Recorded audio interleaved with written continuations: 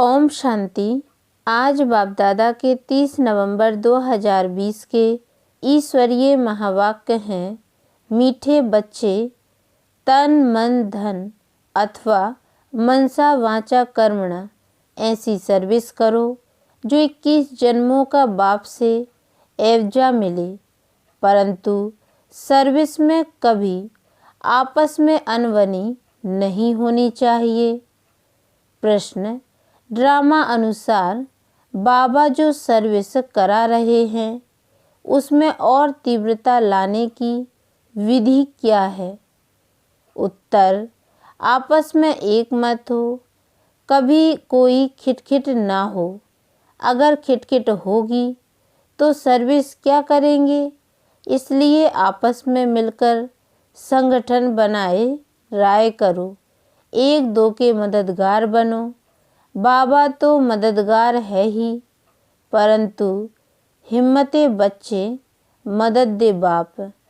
इसके अर्थ को यथार्थ समझकर बड़े कार्य में मददगार बनो। ओम शांति।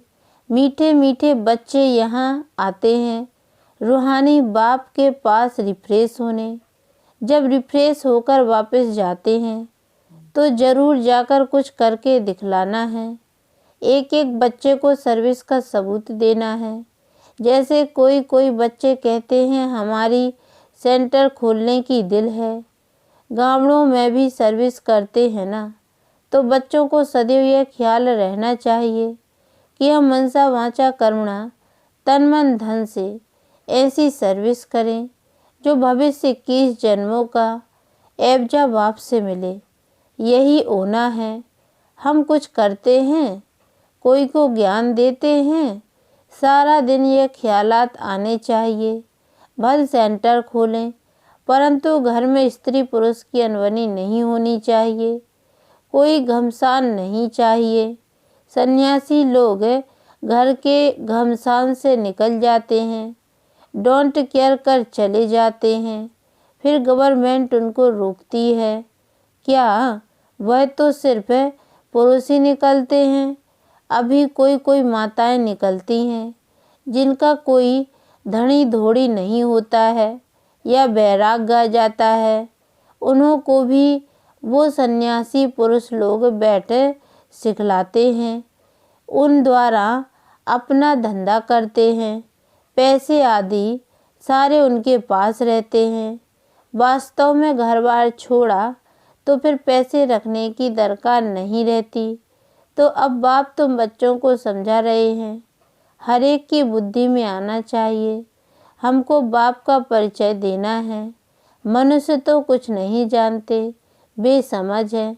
तुम बच्चों के लिए बाप का फरमान है, मीठे मीठे बच्चों, तुम अपने को आत्मा समझो। सिर्फ पंडित नहीं बनना है, अपना भी कल्याण करना है। याद से सतो प्रधान बनना है, बहुत पुरुषार्थ करना है, नहीं तो बहुत पछताना पड़ेगा। कहते हैं बाबा हम घड़ी घड़ी भूल जाते हैं, संकल्प आ जाते हैं।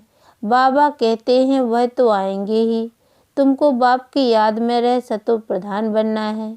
आत्मा जो अपवित्र है उनको परम पिता परमात्मा को ही याद कर पवित्र बनना है। बाप ही बच्चों को डायरेक्शन देते हैं। हे फरमान बरदार बच्चों, तुमको फरमान करता हूँ, मुझे याद करो तो तुम्हारे पाप कटेंगे। पहली पहली बात ही यह सुनाओ कि निराकार शिव बाबा कहते हैं मुझे याद करो, मैं पतित पावन हूँ, मेरी याद से ही विकर्म विनाश होंगे और कोई उपाय नहीं, ना कोई बता सकते हैं। ढेर की ढेर सन्यासी आदि हैं, निमंत्रण देते हैं योग कॉन्फ्रेंस में आकर शामिल हो। अब उनके हठयोग से किसका कल्याण तो होना नहीं है। ढेर योग आश्रम है जिनको इस राजयोग का बिल्कुल पता ही नहीं है, बाप को ही नहीं जानते। बेहद का बाप ही आकर सच्चा सच्चा योग सिखलाते हैं। बाप तुम बच्चों को आप समान बनाते हैं। जैसे मैं निराकार हूँ, टेम्परेरी इस तन में आया हूँ, भाग्यशाली रथ तो जरूर मनुष्य का होगा। बैल को तो नहीं कहेंगे, बाकी कोई घोड़े गाड़ी आदि की बात नहीं है, न लड़ाई की कोई बात है। तुम जानते हो हमको माया से ही लड़ाई करनी है। गाया भी जाता है, माया ते हारे हार। तुम बहुत अच्छी रीति समझा सकते हो, परंतु अब सीख रहे हो। कोई सीखते सीखते भी एकदम धरनी पर गिर जाते हैं, कोई खिटखिट हो पड़ती है। दो बहनों की भी आपस में नहीं बनती, लून पानी हो जाते हैं। तुम्हारी आपस में कोई भी खिटखिट नहीं होनी चाहिए। खिटखिट होगी तो बाप कहेंगे यह क्या सर्विस करेंगे। बहुत अच्छे अच्छे का भी ऐसा हाल हो जाता है। अभी माला बनाई जाए तो कहेंगे डिफेक्टेड माला है, इनमें अर्जुन यह अवगुण है। ड्रामा प्लान अनुसार बाबा सर्विस भी कराते रहते हैं, डायरेक्शन देते रहते हैं। दिल्ली में चारों ओर सेवा का घेराव डालो। यह सिर्फ एक को थोड़ी करना है, आपस में मिलकर राय करनी है। सब एक मत होने चाहिए। बाबा एक है, परंतु मददगार बच्चों बगैर काम थोड़ी करेंगे। तुम सेंटर्स खोलते हो, मत लेते हो। बाबा पूछते हैं मदद करने वाले हो? कहते हैं हाँ बाबा। अगर मदद देने वाले नहीं होंगे तो कुछ कर नहीं सकेंगे। घर में भी मित्र संबंधी आदि आते हैं ना, भल गाली दे, वह तुमको काटते रहेंगे, तुम्हें उसकी परवाह नहीं करनी है। तुम बच्चों को आपस में बैठकर राय करनी चाहिए। जैसे सेंटर्स खुलते हैं तो भी सब मिलकर लिखते हैं बाबा हम ब्राह्मणी की राय से यह काम करते हैं। सिंधी भाषा में कहते हैं वातावारा, एक के साथ दो मिलने से 12 हो जाते, 12 होंगे तो और ही अच्छी राय निकलेगी। कहाँ कहाँ एक दो से राय नहीं लेते हैं। अब ऐसे कोई काम हो सकता है क्या? बाबा कहेंगे जब तक तुम्हारा आपस में संगठन ही नहीं तो तुम इतना बड़ा कार्य कैसे कर सकेंगे। छोटी दुकान है, बड़ी दुकान भी होती है ना।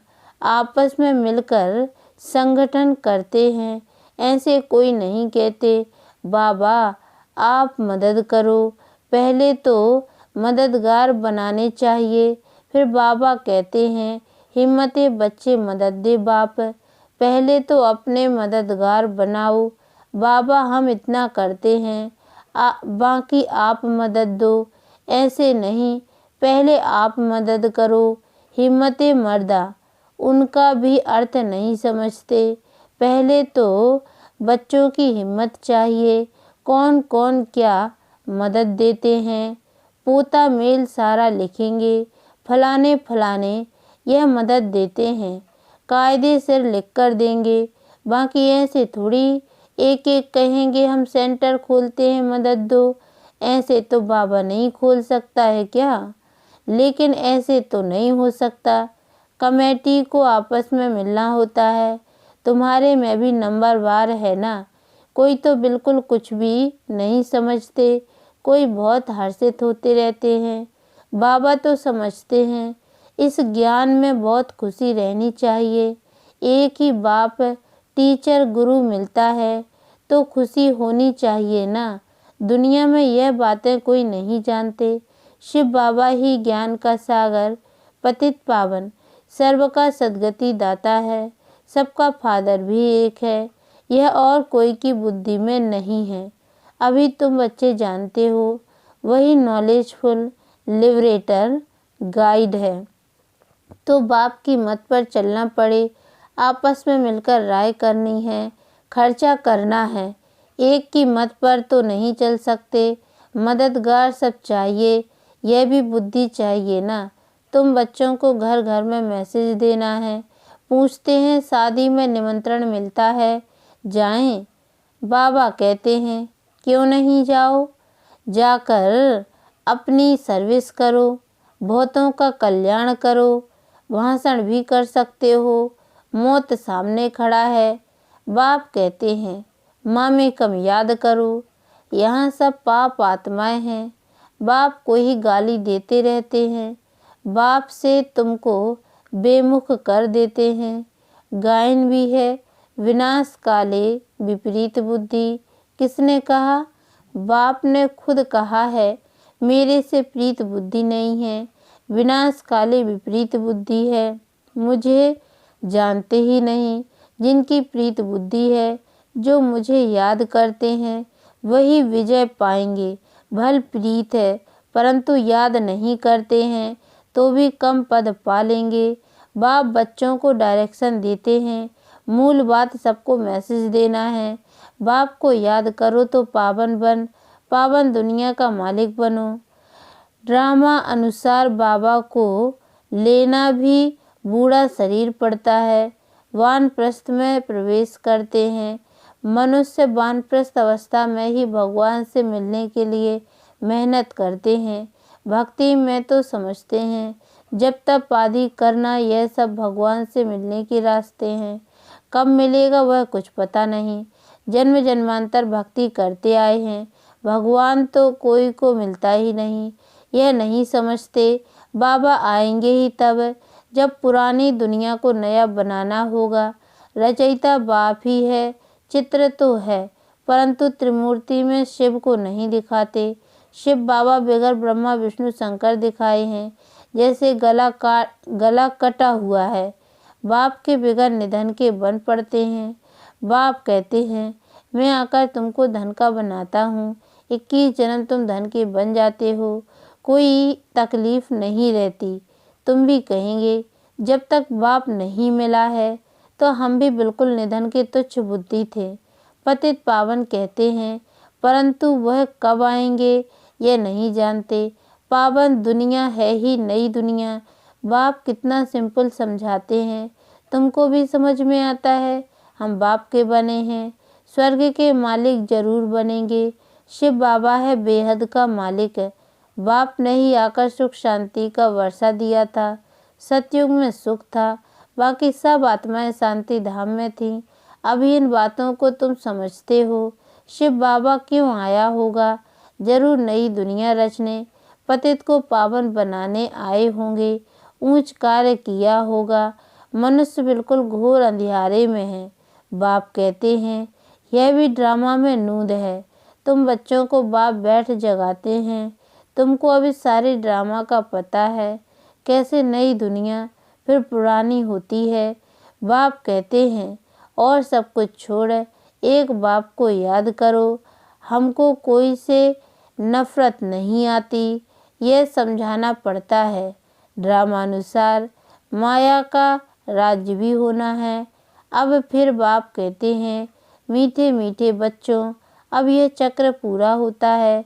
अब तुमको ईश्वरीय मत मिलती है, उस पर चलना है। अब 5 विकारों की मत पर नहीं चलना है। आधा कल्प तुम माया की मत पर चल तमो प्रधान बने हो। अब मैं तुमको सतो प्रधान बनाने आया हूँ। सतो प्रधान तमो प्रधान का यह खेल है, गिलानी की कोई बात नहीं। कहते हैं भगवान ने यह आवागमन का नाटक ही क्यों रचा? क्यों का सवाल ही नहीं उठता। यह तो ड्रामा का पा है जो फिर रिपीट होता रहता है। ड्रामा अनादि है। अभी है कलयुग, सतयुग पास्ट हो गया है। अब फिर बाप आए हैं। बाबा बाबा करते रहो तो कल्याण होता रहेगा। बाप कहते हैं, यह अति गुह्य रमणीक बातें हैं। कहते हैं, शेरनी के दूध के लिए सोने का बर्तन चाहिए। सोने की बुद्धि कैसे बनेगी? आत्मा में ही बुद्धि है ना। आत्मा कहती है, मेरी बुद्धि अब बाबा तरफ है। मैं बाबा को बहुत याद करता हूँ। बैठे बैठे बुद्धि और तरफ चली जाती है ना। बुद्धि में धंधा धोरी याद आता रहेगा तो तुम्हारी बात जैसे सुनेंगे नहीं। मेहनत है। जितना जितना मौत नज़दीक आता जाएगा तुम याद में बहुत रहेंगे। मरने समय सब कहते हैं, भगवान को याद करो। अब बाप खुद कहते हैं, मुझे याद करो। तुम सबकी वानप्रस्थ अवस्था है, वापस जाना है, इसलिए अब मुझे याद करो। दूसरी कोई बात नहीं सुनो। जन्म जन्मांतर के पापों का बोझा तुम्हारे सिर पर है। शिव बाबा कहते हैं इस समय सब अजामिल हैं। मूल बात है याद की यात्रा, जिससे तुम पावन बनेंगे। फिर आपस में प्रेम भी होना चाहिए, एक दो से राय लेनी चाहिए। बाप प्रेम का सागर है ना, तो तुम भी आपस में बहुत प्यारे होने चाहिए। देही अभिमानी बन बाप को याद करना है। भाई बहन का संबंध भी तोड़ना पड़ता है। भाई बहन से भी योग नहीं रखो, एक बाप से ही योग रखो। बाप आत्माओं को कहते हैं मुझे याद करो तो तुम्हारी विकारी दृष्टि खलास हो जाए। कर्मेंद्रियों से कोई विकर्म नहीं करना चाहिए। मनसा में तूफान जरूर आएंगे, यह बड़ी मंजिल है। बाबा कहते हैं देखो कर्मेंद्रियां धोखा देती हैं तो खबरदार हो जाओ।